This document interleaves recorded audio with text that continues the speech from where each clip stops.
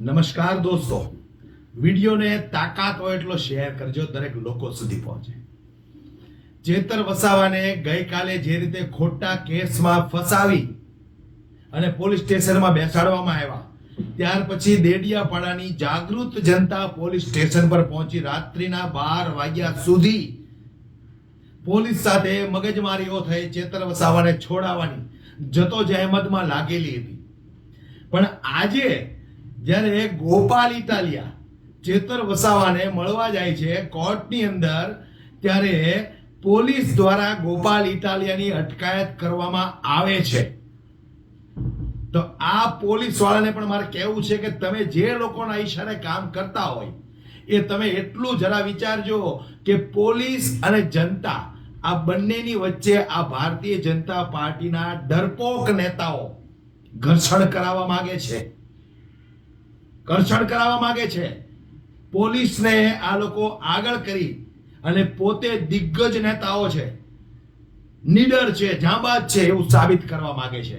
પણ મારે કહેવું છે કે અસલી નીડર અને જાંબાજ નેતાઓ આ છે, ગોપાલ ઇટાલિયા, ચેતર વસાવા જેવા નેતાઓ, જે બે વ્યક્તિઓએ પૂરી ભારતીય જનતા પાર્ટીને ધૂળ ચાટતી કરી દીધી છે. હવે મારે જનતાને એક મેસેજ આપવો છે દોસ્તો, વિડીયો બરાબર સાંભળી અને ખૂબ શેર કરજો. ઘણા બધા લોકો એવું કહે છે કે ભારતીય જનતા પાર્ટી ના દિગ્ગજ નેતાઓ, સાવજ જેવા નેતાઓ, આ ગોપાલ ઇટાલિયા અને ચેતર વસાવા પૂરી આમ આદમી પાર્ટી પર ભારે પડી રહ્યા છે. અરે આ તમારો વહેમ છે, કાઢી નાખજો. આ તમારો વહેમ કાઢી નાખજો. આ ભારતીય જનતા પાર્ટીની તાનાશાહી નથી, હિટલરશાહી નથી. આ ભારતીય જનતા પાર્ટીનો ડર છે. ગોપાલ ઇટાલિયા, ચેતર વસાવા પૂરી આમ આદમી પાર્ટીથી જે ભારતીય જનતા પાર્ટીને લાગી રહ્યો છે એ આ ભારતીય જનતા પાર્ટીનો ડર છે. દોસ્તો, હવે થોડો જ સમય દૂર છે, બસ સમગ્ર ગુજરાતની જનતાનો સાથ જોઈએ છે. આ તાનાશાહી, હિટલરશાહી, ડરપોક ભારતીય જનતા પાર્ટીને ગુજરાતમાંથી ખદેડવાનો સમય આવી ગયો છે. એટલે હું દરેક જનતાને કહેવા માંગુ છું, જાગૃત બનો. તમારી અંદર જે સૂતેલો આત્મા છે ને એને જગાડો. તમે આજે તમે વિચાર કરો, ધારાસભ્ય કક્ષાના વ્યક્તિઓને પણ આ પોલીસ વાળા આવી રીતે અટકાયત કરતા હોય, એની સાથે આટલી મગજમારી કરતા હોય, પોલીસ સ્ટેશનમાં બેસાડી દેતા હોય, તો મારી તમારી શું મજાલ છે કે આ પોલીસ પાસે જઈને આપણે ન્યાયની માંગણી કરી શકીએ.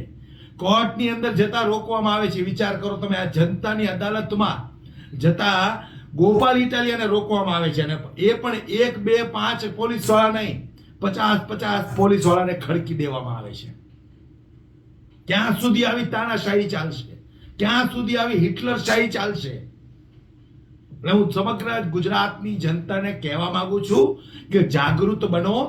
આવનારા દિવસોમાં તમને આ ભારતીય જનતા પાર્ટી ભારે પડશે. આ તમે લખીને રાખજો. સમગ્ર ગુજરાતની જનતાને એક ગુલામ બનાવીને રાખી છે આ ભારતીય જનતા પાર્ટીએ. ત્યારે આમ આદમી પાર્ટીના ધારાસભ્યો ચેતર વસાવા, ગોપાલ ઇટાલિયા, અન્ય બીજા ધારાસભ્યો, નેતાઓ, પૂરી આમ આદમી પાર્ટી આ ગુજરાતની જનતાને ગુલામીમાંથી આઝાદ કરાવવા માંગે છે. અને એ આ ભારતીય જનતા પાર્ટીથી જોવાતું નથી. એના પેટમાં તેલ રેડાય છે કે 30 વર્ષથી અમે આ ગુજરાતની જનતાને જે ગુલામ બનાવીને રાખી છે એ આમ આદમી પાર્ટીના યોદ્ધાઓ, એમના નેતાઓ, એમના ધારાસભ્યો કંઈક છોડાવી ન લે. અને છોડાવ્યા પછી અમારી સામા થશે તો અમારી ખુરશીનું શું, અમારી સત્તાનું શું? જે 30 વર્ષથી ગુજરાતની અંદર અમારો દબદબો છે, લોકોને એક ડરાવીને રાખ્યા છે, એનું શું થશે? એટલે આ ભારતીય જનતા પાર્ટી બોખલાઈ ગઈ છે, પોલીસના મિત્રોને આગળ કરે છે. પણ પોલીસ વાળાને પણ હું એટલું કહેવા માંગુ છું કે જાગૃત તમે પણ બનો. તમારા બાળકો પણ કંઈક ને કંઈક આ ભારતીય જનતા પાર્ટીના ઘમંડ, અભિમાન અને તાનાશાહીના શિકાર બનતા હશે.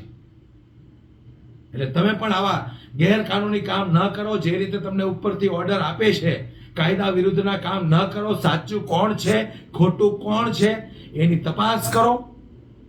બાકી આ ભારતીય જનતા પાર્ટીના હવે વળતા પાણી થઈ ગયા છે. 2027 ની અંદર જો ગુજરાતની જનતા એટલી જાગૃત બનશે, એટલી મજબૂત બનશે, તો આ ડરપોક ભારતીય જનતા પાર્ટીને ગુજરાતમાંથી ખદેડી મૂકશે. માટે દોસ્તો, આ વિડીયોને વધુમાં વધુ શેર કરીને દરેક લોકો સુધી પહોંચાડો અને વધુમાં વધુ લોકો જાગૃત બનો.